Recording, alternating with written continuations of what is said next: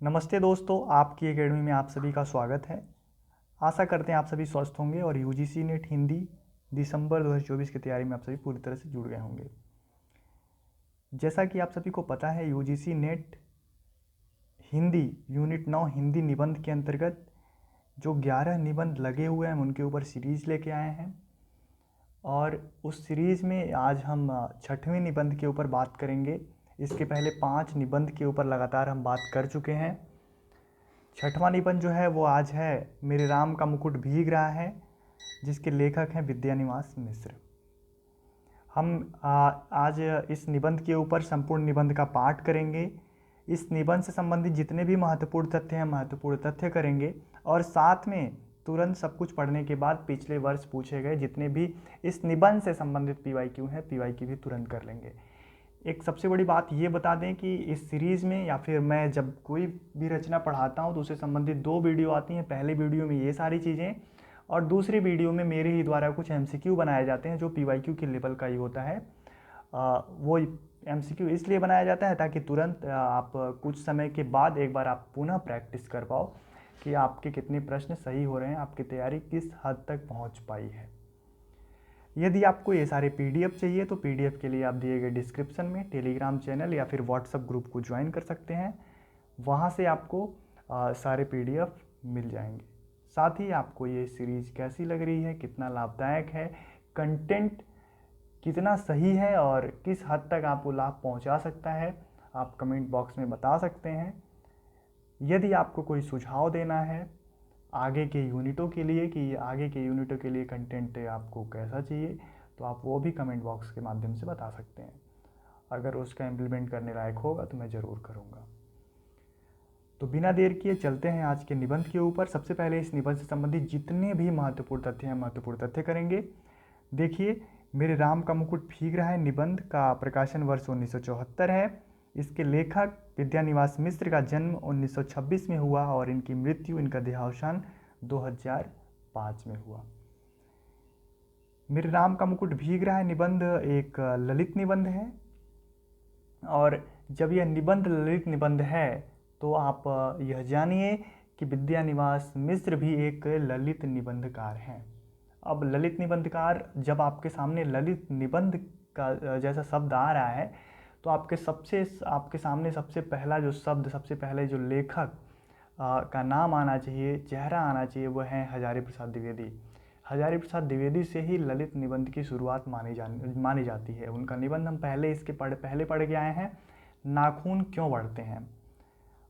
उससे संबंधित बहुत सारी बातें आपके सामने तुरंत ध्यान में आना चाहिए। अगर नहीं आ रहा है तो आपकी तैयारी अधूरी है। अगर सब कुछ बातें तुरंत आप रिकॉल कर रहे हो तो आप समझो आपकी तैयारी बेहतर है।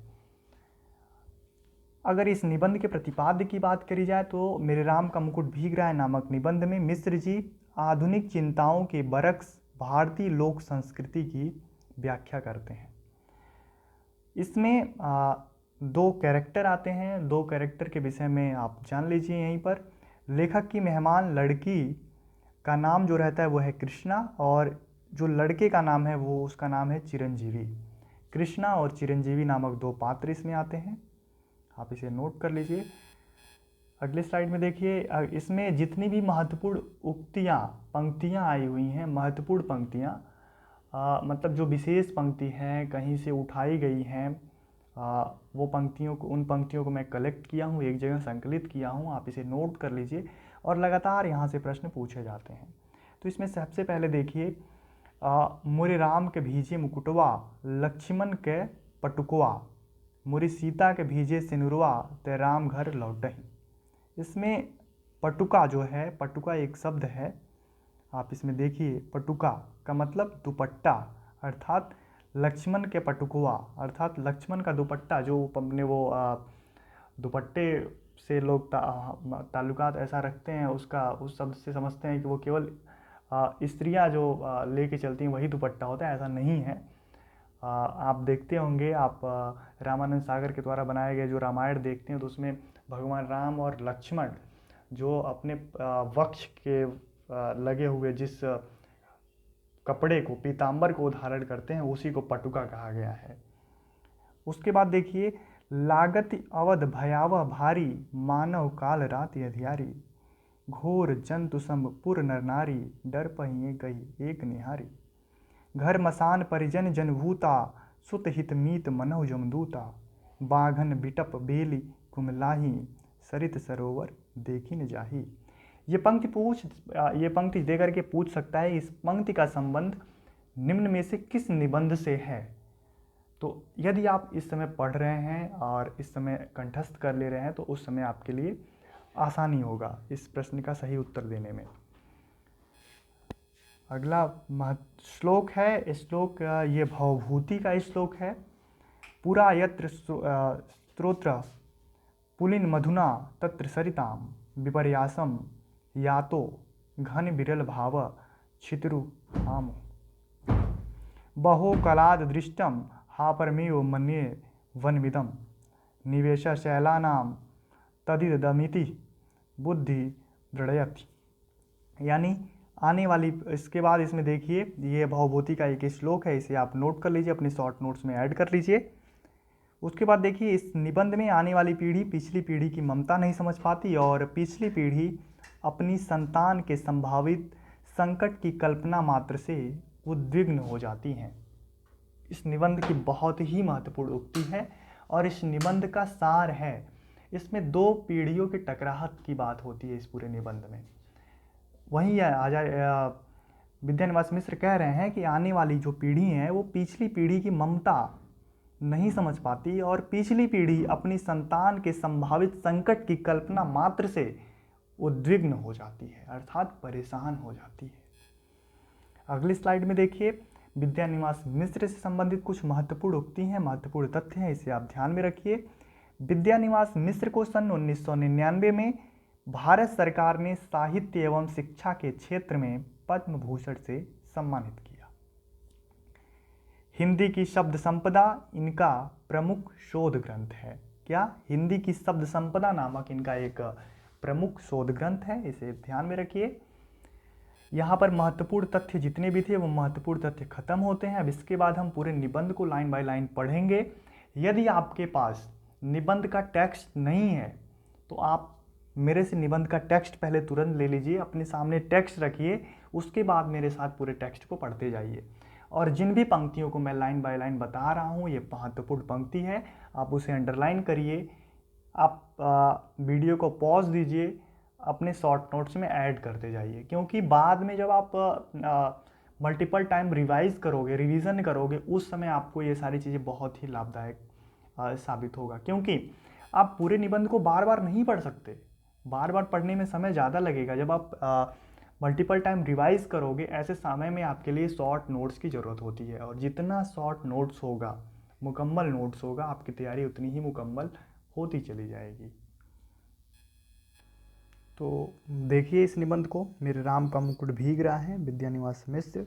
हम इस निबंध को लाइन बाय लाइन पढ़ते हैं, आप सभी टेक्स्ट में अंडरलाइन करते जाइए। महीनों से मन बेहद उदास है। उदासी की कोई खास वजह नहीं, कुछ तबीयत ढीली, कुछ आसपास के तनाव और कुछ उनसे टूटने का डर। खुले आकाश के नीचे भी खुलकर सांस लेने की जगह की कमी। जिस काम में लगकर मुक्ति पाना चाहता हूँ उस काम में 1000 बाधाएं। कुल ले देकर उदासी के लिए इतनी बड़ी चीज़ नहीं बनती, फिर भी रात रात नींद नहीं आती। दिन ऐसे बीतते हैं जैसे भूतों के सपनों की एक रील पर दूसरी रील चढ़ा दी गई हो और भूतों की आकृतियाँ और डरावनी हो गई हों। इसलिए कभी कभी तो बड़ी से बड़ी परेशानी करने वाली बात हो जाती है और कुछ भी परेशानी नहीं होती, उल्टे ऐसा लगता है जो हुआ एक सहज क्रम में हुआ, न होना ही कुछ अटपटा होता, और कभी कभी बहुत मामूली सी बात भी भयंकर चिंता का कारण बन जाती है। सही बात है, जब सब कुछ सही नहीं होता तो कभी कभी बहुत छोटी मामूली बात भी होती है ना, तो बहुत बड़ी चिंता के विषय बन जाती है। अक्सर ऐसा होता है। अभी 2-3 रात पहले मेरे एक साथी संगीत का कार्यक्रम सुनने के लिए 9 बजे रात गए। क्या सुनने के लिए, किस कार्यक्रम में वो जाने की बात कर रहे हैं? संगीत के कार्यक्रम, इसे आप नोट कर लीजिए। 9 बजे रात गए। साथ में जाने के लिए मेरे एक चिरंजीव ने और मेरी एक मेहमान महानगरीय वातावरण में पली कन्या ने अनुमति मांगी। कितने बजे जाने के लिए? 9 बजे रात को। शहरों की आजकल की असुरक्षित स्थिति का ध्यान करके इन दोनों को जाने तो नहीं देना चाहता था, पर लड़कों का मन भी तो रखना होता है। कह दिया 1-1.5 घंटे सुनकर चले आना। इजाज़त कितनी देर की मिली थी? 1-1.5 घंटे की। इसे भी आप ध्यान रखिए। रात के 12 बजे लोग नहीं लौटे। गृहिणी बहुत उद्विग्न हुई, झल्लाई। साथ में गए मित्र पर नाराज होने के लिए संकल्प बोलने लगी। इतने में जोर की बारिश आ गई। छत से बिस्तर समेटकर कमरे में आया। गृहिणी को समझाया, बारिश थमेगी, आ जाएंगे। संगीत में मन लग जाता है तो उठने की तबीयत नहीं होती। तुम सो, ऐसे बच्चे नहीं हैं। पत्नी किसी तरह शांत होकर सो गई। पर मैं कुला उठा। बारिश निकल गई, ये लोग नहीं आए। बरामदा में एक कुर्सी लगाकर राह जोहने लगा। दूर कोई भी आहट नहीं होती तो उदग्र होकर फाटक की ओर देखने लगता।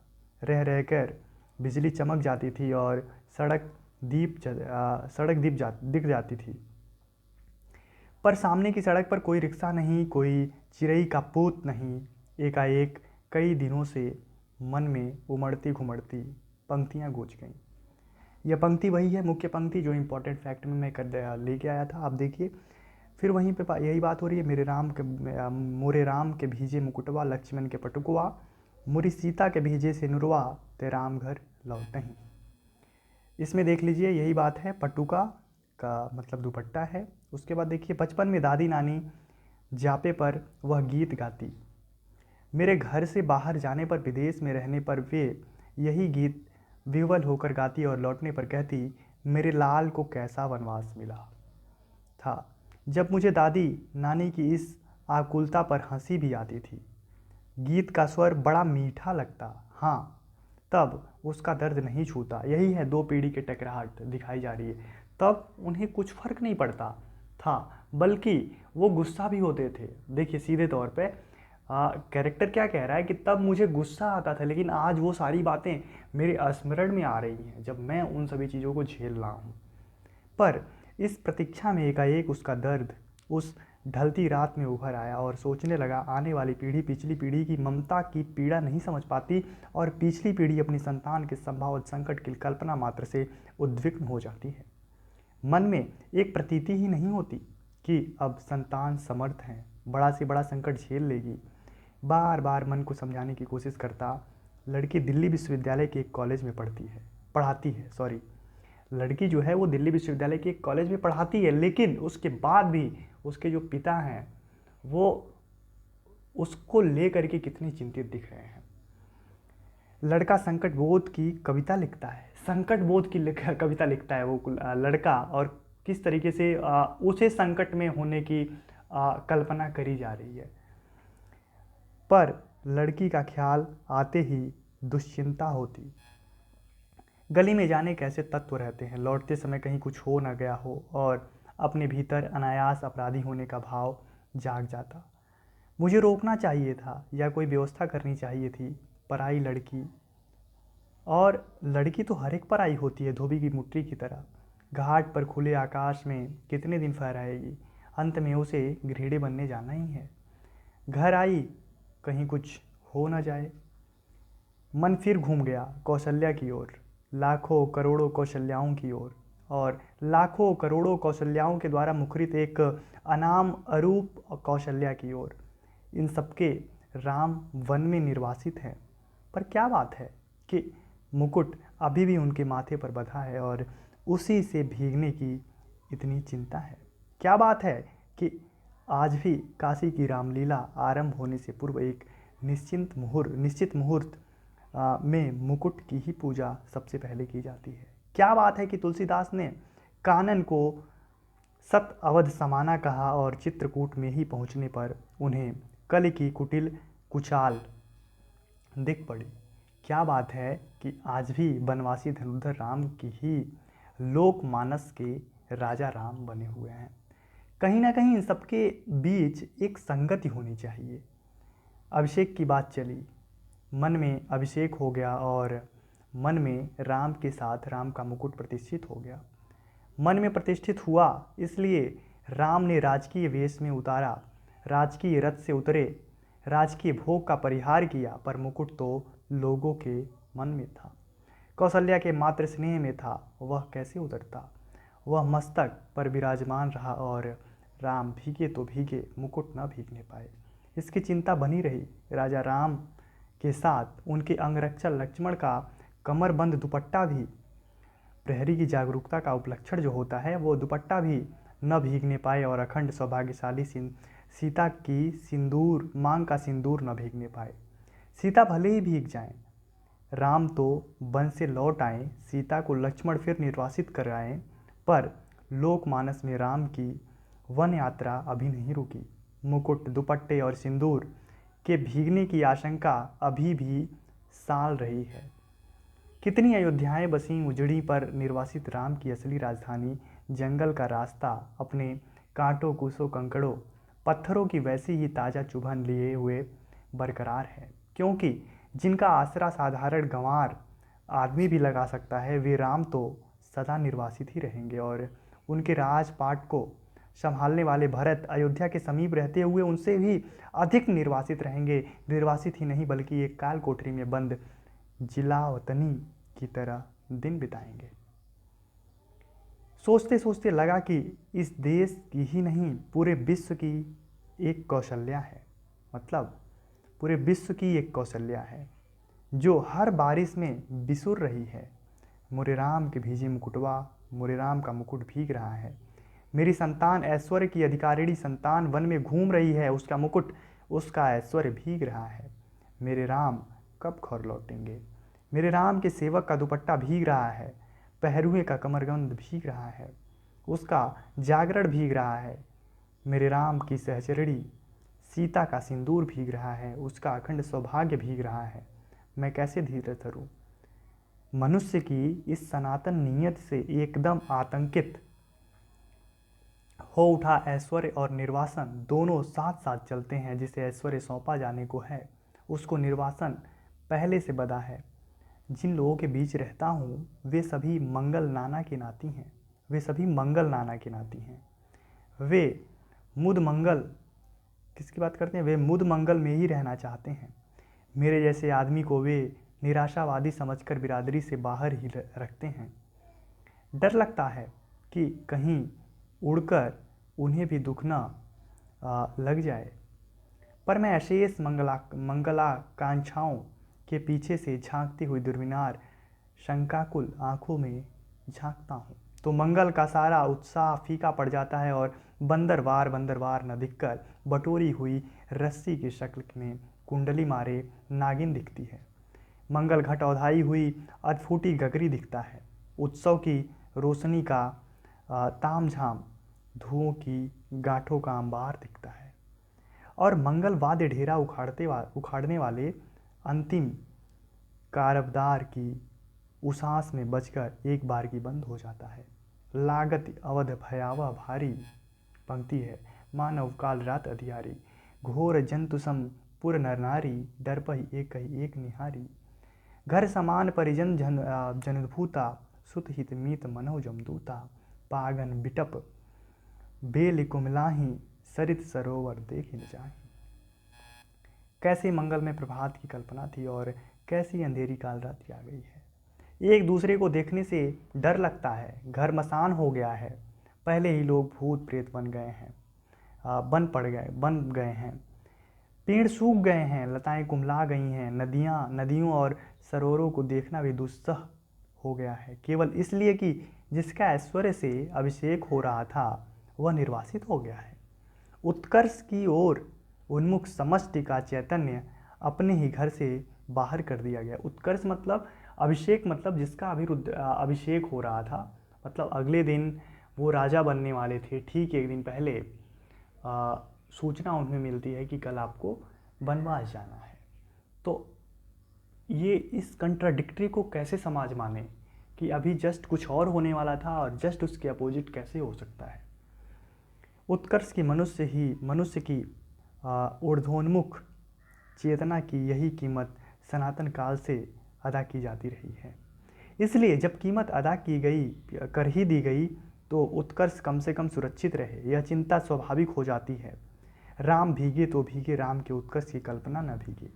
वह हर बारिश में, हर दुर्दिन में सुरक्षित रहें। नर के रूप में लीला करने वाले नारायण निर्वासन की व्यवस्था झेलें, पर नर रूप में उनकी ईश्वरता का बोध दमकता रहे। पानी की बूंदों की झालर में उसकी दीप्ति छिपने ना पाए।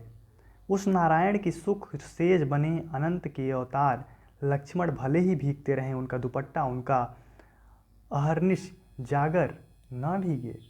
शेषी नारायण के ऐश्वर्य और गौरव अनंत शेष के जागर संकल्प से ही सुरक्षित हो सकेगा, और इन दोनों का गौरव जगत जननी आद्या शक्ति के अखंड सौभाग्य सीमंत सिंदूर से रक्षित हो सकेगा। उस शक्ति का एक निष्ठ प्रेम पाकर राम का मुकुट है, क्योंकि राम का निर्वासन वस्तुतः सीता का दूहरा निर्वासन है। राम तो लौटकर राजा होते हैं, पर रानी होते ही सीता राजा राम द्वारा वन में निर्वासित कर दी जाती है। दोहरा निर्वासन होता है उनका। राम के साथ लक्ष्मण हैं, सीता हैं। सीता वन्य पशुओं से घिरी हुई विजन में सोचती हैं, प्रसव की पीड़ा हो रही है, कौन इस वेला में सहारा देगा, कौन प्रसव के समय प्रकाश दिखलाएगा, कौन मुझे संभालेगा, कौन जन्म के गीत गाएगा। ये सारी बातें सीता सोच रही हैं और उसकी कल्पना विद्यानिवास मिश्र अपने निबंध में करते हैं। कोई गीत नहीं गाता। सीता जंगल की सूखी लकड़ी बीनती हैं, जलाकर अजोर करती हैं और जुड़वा बच्चों का मुंह निहारती हैं।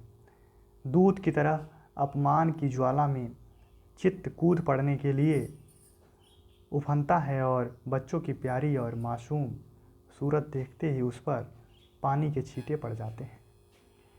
उफान दब जाता है, पर इस निर्वासन में भी सीता का सौभाग्य खंडित है। वह राम के मुकुट को तब भी प्रमाणित करता है। मुकुटधारी राम को निर्वासन से भी बड़ी व्यथा देता है, और एक बार और अयोध्या जंगल बन जाती है। स्नेह की रसधार रेत बन जाती है। सब कुछ उलट पलट जाता है। भवभूत के शब्दों में पहचान की बस एक निशानी बची रहती है। दूर ऊंचे खड़े तटस्थ पहाड़ राजमुकुट में जड़े हीरो की तरह, हीरो की चमक के सैकड़ों शिखर एकदम कठोर, तीखे और निर्गम। भवभूति के शब्दों में एक श्लोक है। इस श्लोक को आप नोट कर सकते हैं। मैं इसको एक बार पढ़ देता हूँ। पुरा यत्र स्तोत्रः पुलीन मधुना तत्र सरिताम विपर्यासम यातो घन विरल भावः क्षितिरुहाम बहो कलाद दृष्टम हय परमियो मन्ये वनमिदम निवेश शैलानाम तदीदमिति बुद्धिम दृढ़यति। राम का मुकुट इतना भारी हो उठता है कि राम उस बोझ से करा उठते हैं, और इस वेदना के चित्कार में सीता के माथे का सिंदूर और दमक उठता है। सीता का वर्चस्व और प्रखर हो उठता है। कुर्सी पर पड़े पड़े यह सोचते सोचते 4 बजने को आए। इतने में दरवाजे पर हल्की सी दस्तक पड़ी। चिरंजीवी निचली मंजिल से ऊपर नहीं चढ़े। सहमी हुई कृष्णा, मेरी मेहमान लड़की, बोली, दरवाज़ा खोलिए। आंखों में इतनी कातरता कि कुछ कहते नहीं बना। सिर्फ इतना कहा कि तुम लोगों को इसका क्या अंदाज़ा होगा कि हम कितने परेशान रहे हैं।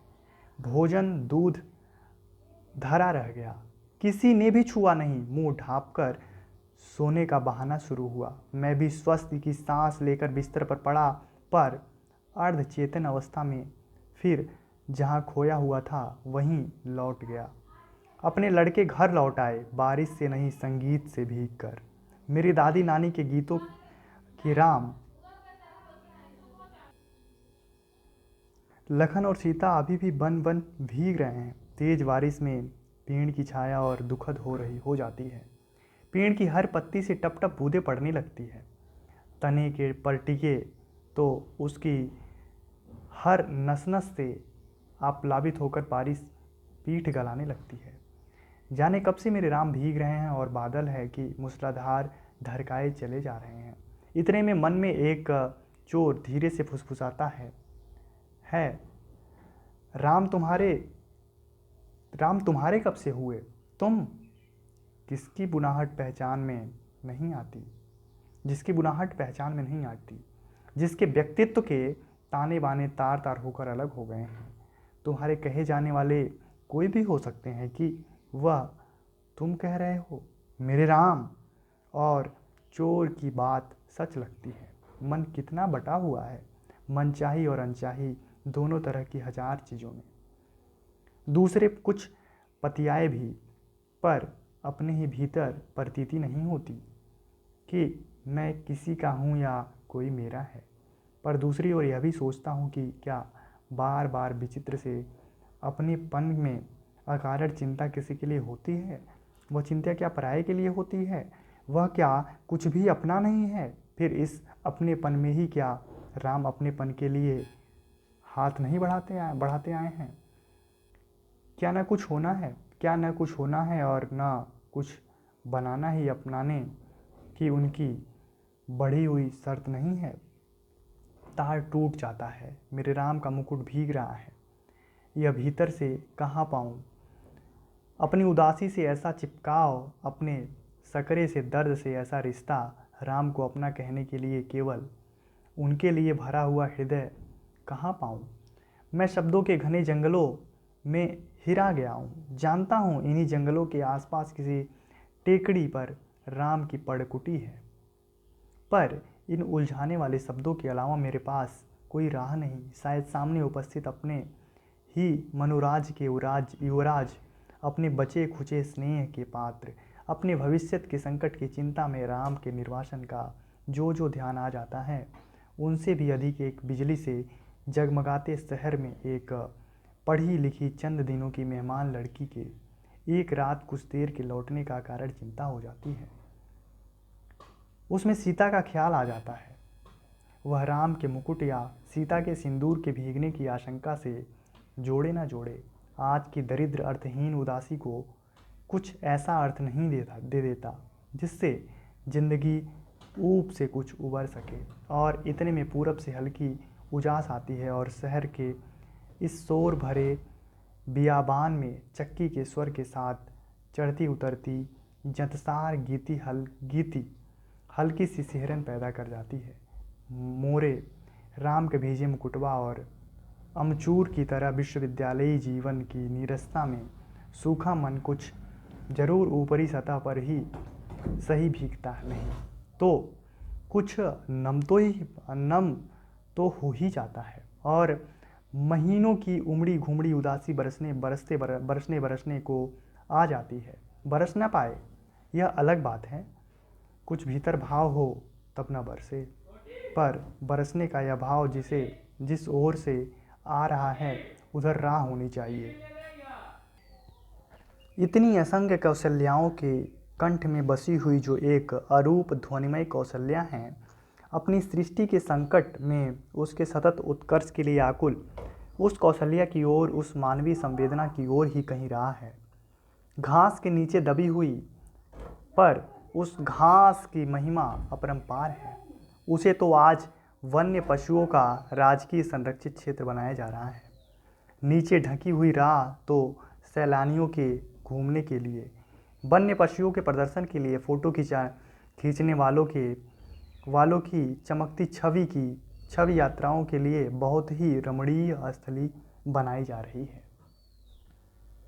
उस राह पर तुलसी और उनके मानस के नाम पर बड़े बड़े तमाशे होंगे, फुलझड़ियाँ लगेंगी और सैर सपाटे होंगे, पर वह राह ढकी ही रह जाएगी। केवल चक्की का स्वर, श्रम का स्वर, ढलती रात में, भीगती रात में अनसोए वात्सल्य का स्वर राह तलाशता रहेगा। किस ओर राम मुड़े होंगे बारिश से बचने के लिए, किस ओर बता दो सकी।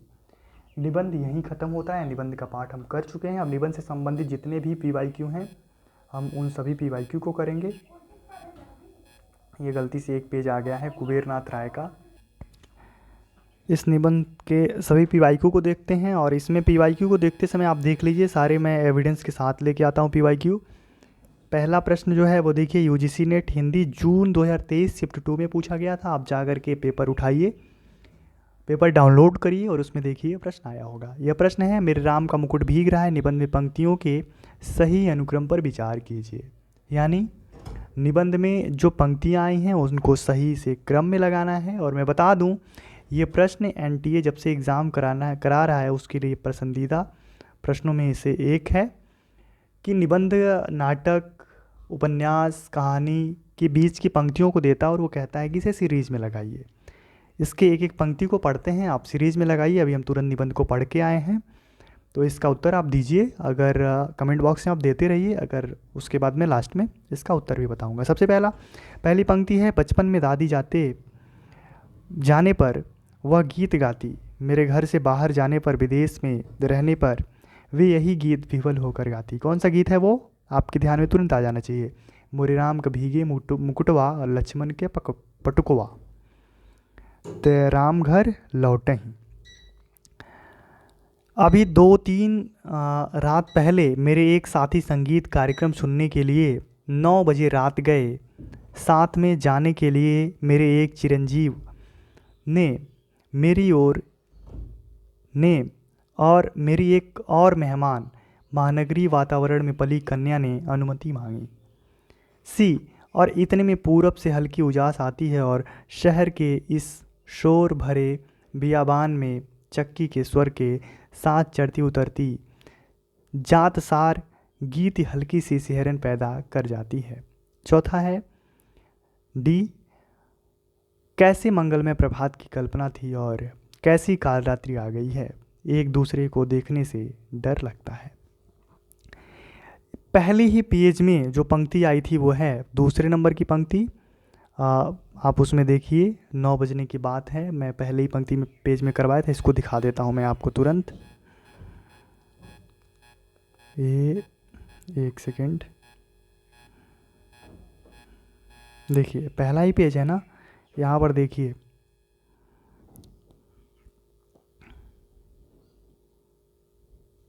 पहला पेज, दूसरे पेज में देख लीजिए। हाँ, यह है ना 9 बजे, तो सबसे पहली पंक्ति यही है। आप उसे जा कर के देख लीजिए।